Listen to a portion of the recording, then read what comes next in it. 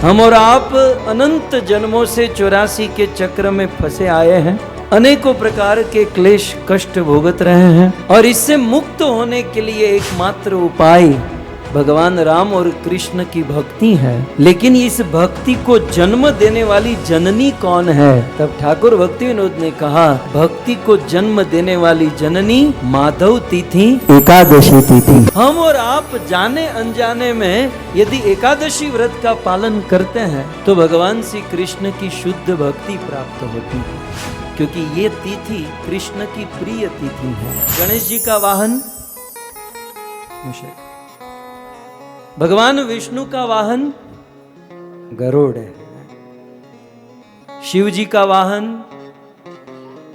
नंदी।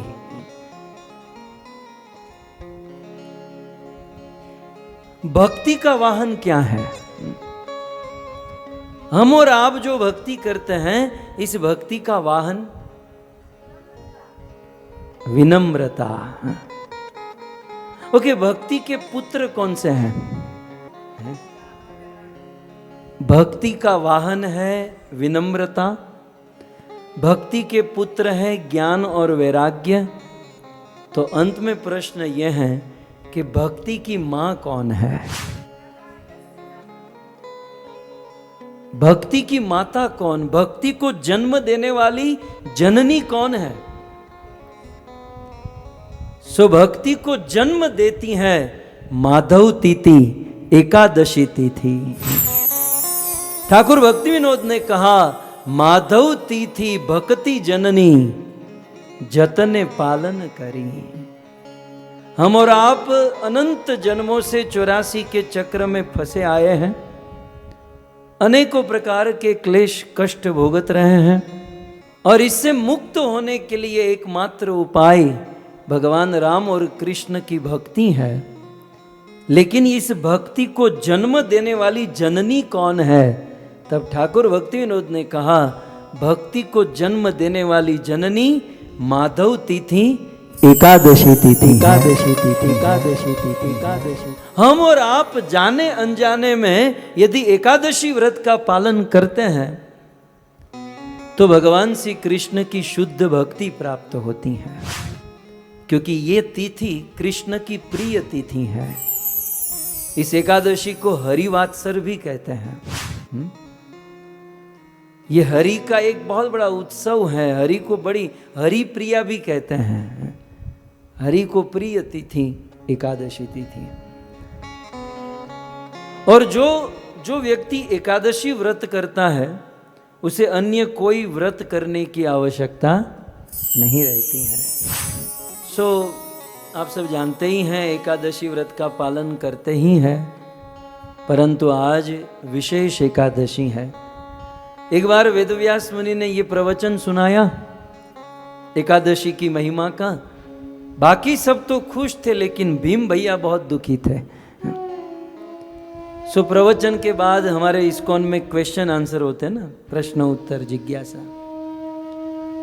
भीम पसीने से लथपथ गदगद हो गए, महाराज आपने एकादशी की महिमा तो बहुत सुनाई, और मेरे ये 4 भाई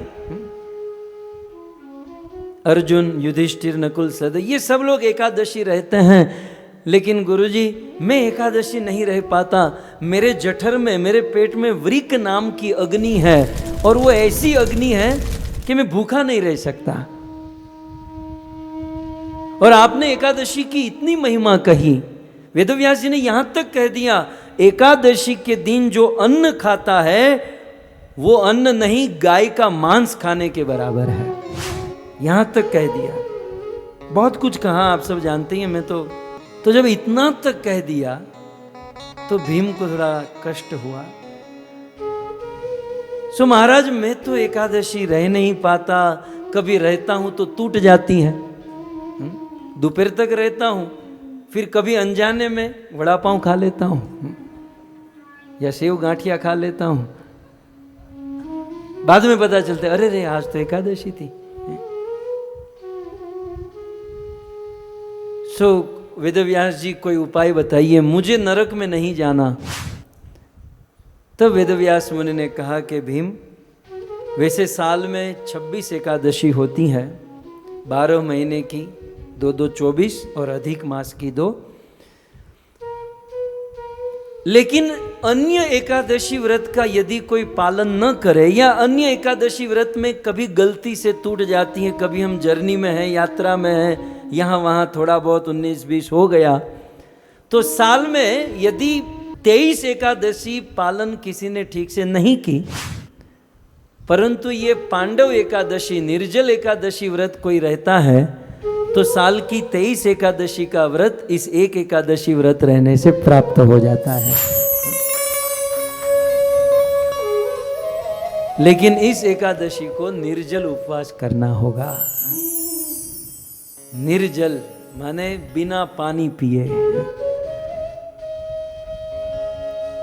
सो इस प्रकार आज के दिन कभी भूखे नहीं रहने वाले वृकोदर भीम ने निर्जला एकादशी की थी, इसलिए नाम ही पड़ गया भीम एकादशी, भीम 11। सो पांडव निर्जल एकादशी है और हम में से कई भक्त निर्जल एकादशी रहे, कुछ सजल एकादशी सफल, सब अपनी अपनी योग्यता से इस व्रत का पालन कर रहे हैं। सो आप सबको पांडव एकादशी की शुभकामना।